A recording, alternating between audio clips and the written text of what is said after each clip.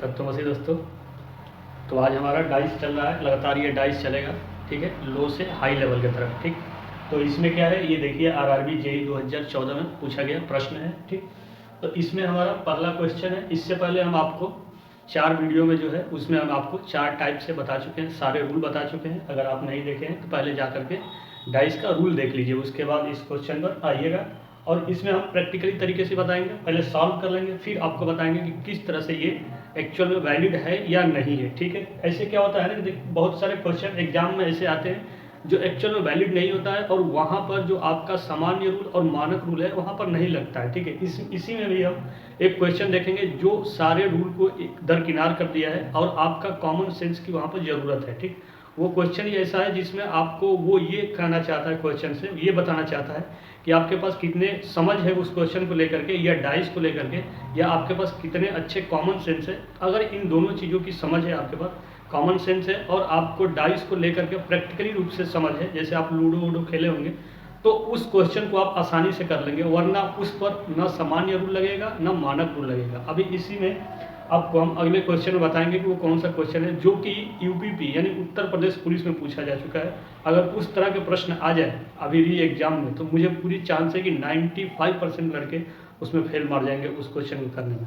तो चलिए हम प्रैक्टिकली भी देखेंगे और थ्योरेटिकली भी देखेंगे। तो पहले इस क्वेश्चन को देखते हैं कि इसमें ये क्या कह रहा है कि निम्न में से एक पासा दिया गया है। ठीक है, ये पासा है, जैसे मान लीजिए ये, ठीक है, ये एक पासा है। बताइए कि 2 के विपरीत सतह पर कौन सा होगा। बस इसमें क्या पूछ रहा है, ये पूछ रहा है कि ये जो 2 है इसके विपरीत सतह पर, तो इसका विपरीत सतह कौन सा होगा, इसके नीचे होगा, पासा के नीचे विपरीत सतह होगा। अभी हम आपको प्रैक्टिकली दिखाएंगे, जैसे ये है इसका ये सतह ये ऊपर वाला और इसके जस्ट नीचे वाला। ठीक है, तो उसी तरह से ये है। ठीक, तो इसमें 2 के विपरीत पूछा है। तो सबसे पहले हमने आपको क्या बताया कि सबसे पहले जब भी पासा दिया रहेगा उसमें 2 रूल सबसे पहले चेक करेंगे। पहला पॉइंट यह है कि यह चेक करेंगे कि यह पासा मानक है या नहीं।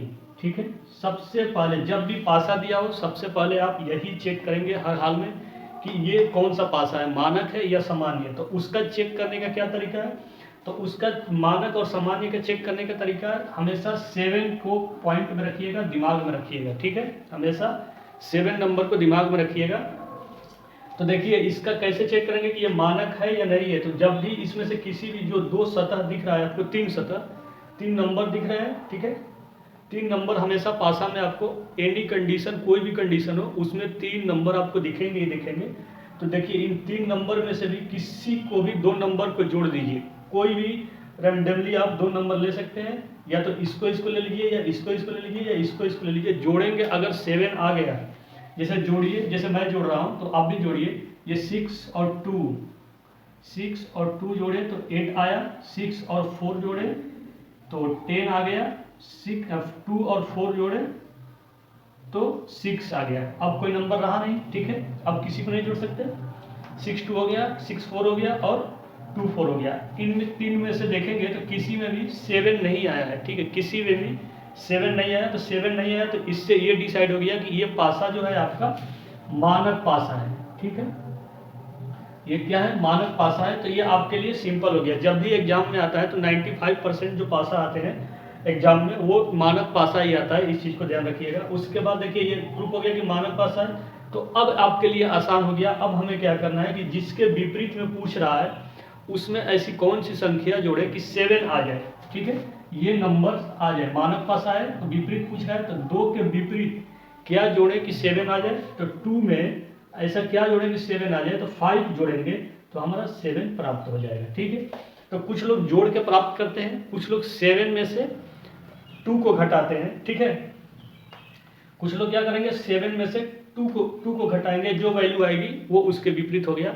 और मैं आपको कह रहा हूँ कि 2 में ऐसे क्या जोड़े कि 7 आ जाए। तो 2 में 5 जोड़ेंगे तो 7 आ जाएगा, यानी 2 के विपरीत 5 होगा। अब इसको हमें प्रैक्टिकली तरीके से भी देखना है कि एक्चुअल में है कि नहीं है। तो देखिए जैसे मेरे पास ये डाइस है। ठीक है, एक ये डाइस लगा हुआ है, तो इसमें देखिए ये ऐसे है, यानी 6 4 और 2 ये है। ठीक है, जस्ट ये है, आपको दिख रहा है। देखिए ये आपका 6 हो गया, ये 4 हो गया, ये 2 हो गया। ठीक, अब 2 के विपरीत पूछा है तो 2 के विपरीत कौन सा होगा, तो 2 के ये नीचे वाला हिस्सा है, तो ये नीचे वाला हिस्सा देखिए ये 5 है, यानी ये मानक पासा है, ये वैलिड है, ठीक है। तो इसको आसानी से आप कर सकते हैं। तो इस तरह से आपकी समझ होनी चाहिए जिससे कि आप डिफिकल्ट क्वेश्चन को आसानी से कर सकें। तो आपको पता चल गया कि 2 के विपरीत यानी 2 के अपोजिट 5 है, यानी ये दोनों एक दूसरे के क्या है, अपोजिट हैं, यानी 5 के अपोजिट 2 ही होगा या 2 का अपोजिट 5 होगा। तो जब भी इस तरह का प्रश्न आए तो ये आसानी से हो जाएगा। और इसमें आप हमेशा पहला पॉइंट ध्यान रखिएगा, चेक कीजिएगा कि ये मानक पासा है या सामान्य पासा है, और मैक्सिमम जो क्वेश्चन आते हैं वो मानक पासा से ही आते हैं। तो चलिए हम नेक्स्ट क्वेश्चन में देखते हैं कि उसमें वो क्या कर रहा है, उसके बाद हम फिर नेक्स्ट क्वेश्चन देखेंगे जिसमें कोई भी रूल नहीं लिखता। बहुत बहुत धन्यवाद, थैंक यू।